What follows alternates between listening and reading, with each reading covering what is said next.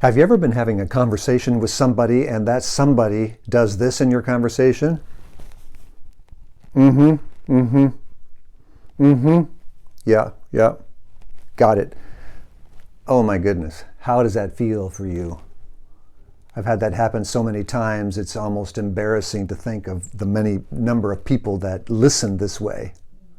Hi, I'm Dr. Greg Nelson, and I've been talking in this series about the 4 things you can do to maximize your work-life experience.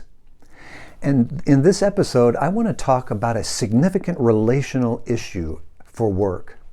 Here's why this is so important. Research is showing that today's employees at all levels spend 50% more time collaborating than they did 20 years ago. 50% more time. What's the implication? As one author put it, this means that hiring talented individuals is not enough anymore. We need to be able to work well with people. People skills are becoming the most important skill in the workplace because of our collaborative environment. So I want to talk about several things that you need to pay attention to if you want to have that successful experience at work and outside of work. And that successful experience in this episode is centering around your people skills. Skill number 1, good listening. What I started out the video with is a scenario that many of us have experienced. People think that they're listening, but they are not. They're really looking at what time it is, or they're looking at their phones and they just grunt their acknowledgement. You're not being listened to. They're not listening. Everything they're communicating is saying, you don't count. So that's one area of listening. The other listening that we need to work on is when you've probably noticed that oftentimes we talk over another person when we're in a group conversation. I mean, think of the last team session you were in, and people were making this suggestion and that suggestion, but when you stood back and observed the interaction, what did you notice? You noticed that a lot of people spend their time not listening to what someone is saying, they're thinking through, what am I going to say as soon as that person is done? And oftentimes, once they land on it, before the person's even stopped, they jump right in. Are they really listening? No. And what does it feel like when you talk over somebody talks over you? It feels like you're being invalidated, that your voice doesn't count, right? Good listening is one of the key characteristics of a highly relational person. And it's the highly relational people that have the most success in the work environment these days. They are the people that are able to get along with a diverse group of people. Number 1, because they listen well. Number 2, relational people skill is affirming people. When's the last time someone actually said to you at work, you know what you did the other day? Spot on. Man, that was really impressive. Thanks. When's the last time you had a boss that actually used those words? Man, I noticed you did this the other day. That was so well done. Thank you for your contribution. When that happens at work, we are feeling affirmed and validated. And one of the deep human needs is to feel validated, to feel important, and to be affirmed in the process. So when's the last time you gave that gift to someone that you work with on your team or otherwise?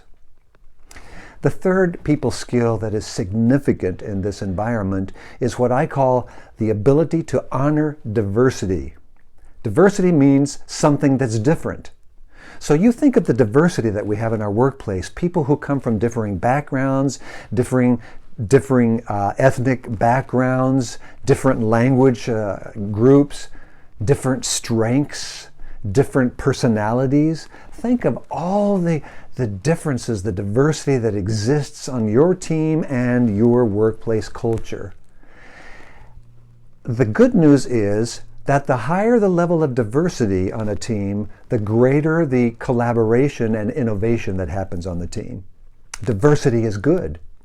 So this number 3 people skill is to learn how to honor the diversity, to not just put up with it, but to increase it, to validate it, to affirm it, honoring diversity. And a part of the way we honor is to be curious. When we ask a question of somebody that's different than us and say, hey, tell me what it was like for you growing up where you grew up, or what's it like being an immigrant here in this country, or speaking that language, I would love to understand what you're saying. Asking questions, showing curiosity is a very affirming way of honoring diversity. Or pointing out the difference in strengths when you take the Clifton Strengths Finder and you are given the assessments and everybody has their top 10 strengths out of 34, you know there's a 1 in 32 million chance someone else has their same top 10 strengths in the same order as you. That means you can do something no one else can do, and that person can do something else no one else can do. So what would it look like for you to honor that diversity in that setting?